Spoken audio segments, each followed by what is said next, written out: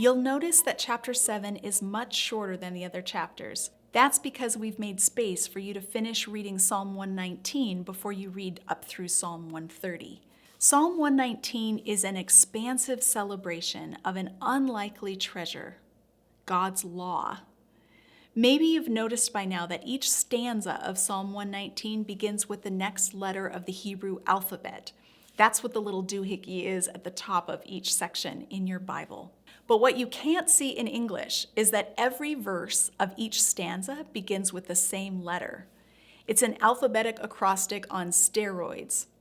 To organize the psalm in this way is to declare that God's instructions are entirely worth celebrating, from A to Z, using every possible synonym for law.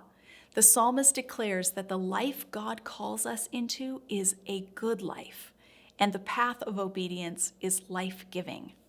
After Psalm 119, we'll move into the Psalms of Ascent, a series of psalms that were sung by worshipers as they approached Jerusalem for the annual Jewish festivals. You'll see a lot about Jerusalem in these psalms. It was the center of Jewish worship. These psalms will put shoe leather on the praise of Psalm 119, calling us to trust God radically, to work for unity, and to show mercy.